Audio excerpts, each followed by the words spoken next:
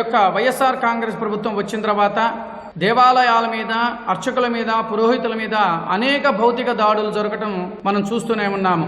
ప్రధానంగా బాపట్లలో నా మీదే భౌతిక దాడి జరిగింది. అక్కడ నుండి ఈ రోజు వరకు కూడా ఈ మధ్య కాలంలో అంతర్వేదిలో రథం తగలబెట్టడం, అలాగే భీమవరంలో అర్చకుల మీద దాడి జరగటము, ఈ రోజున కాకినాడలో జరగటము ఎంత దారుణం అంటే, సర్వేజన సుఖినో భవంతు అనే ఒక బ్రాహ్మణుల మీద ఈ యొక్క వైసీపీకి సంబంధించిన కొంతమంది వ్యక్తులు భౌతిక దాడులు చేస్తున్నారు అని అంటే, రాష్ట్ర ప్రజలారా ఒక్కసారి మనం ఆలోచించాలి.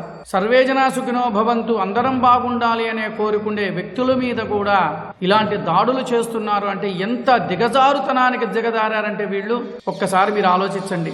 ఇలాంటి సంఘటనలు ఎప్పుడూ కూడా ఏ ప్రభుత్వాలు వచ్చినా కూడా ఎప్పుడూ కూడా ఇలాంటి దాడులు ఎప్పుడూ జరగలేదు.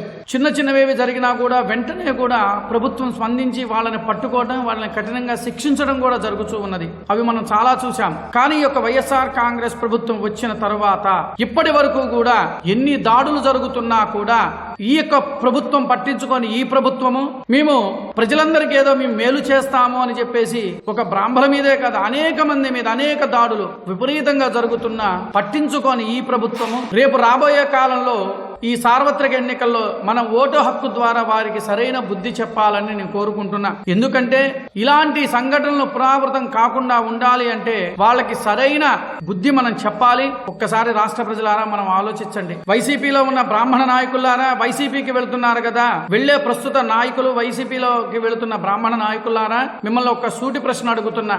బ్రాహ్మణుల మీద దాడి జరుగుతూ బ్రాహ్మణులు అనేక విధంగా ఇబ్బందులు పెడుతూ ఉన్నా కూడా బ్రాహ్మణము అని చెప్పుకుంటూ బ్రాహ్మణులు అడ్డం పెట్టుకొని మీరు ప్రవర్తన చేస్తున్నారు కదా.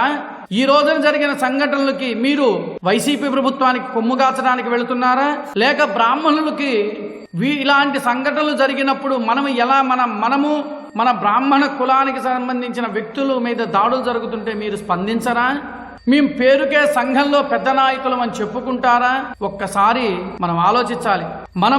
మేము సంఘ నాయకులము, వివిధ హోదాల్లో మేము ఉంటున్నాము అని హోదాల పేర్లు చెప్పుకుంటూ బ్రాహ్మణులు అడ్డం పెట్టుకొని నటన మాత్రం దయచేసి చెయ్యవద్దు.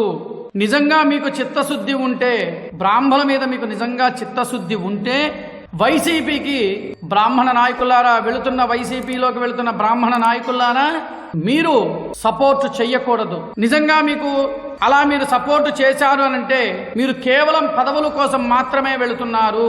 ఒక్కసారి ఆలోచించండి. ఇలాంటి సంఘటనలు జరుగుతున్నప్పుడు మీరు చెలించకుండా ఉండటము, మళ్ళా వాళ్ళకే మీరు కొమ్ముగాస్తున్నారు అనంటే బ్రాహ్మణ సోదరీమణులారా మీరు ఒక్కసారి ఆలోచించండి. ఇలాంటి నాయకుల్ని వాళ్ళు చెప్పిన మాటలను దయచేసి నమ్మవద్దు. ఇది నేను చెప్పింది అవునా కాదా అని చెప్పి మీరు ఒక్కసారి ఆలోచించండి.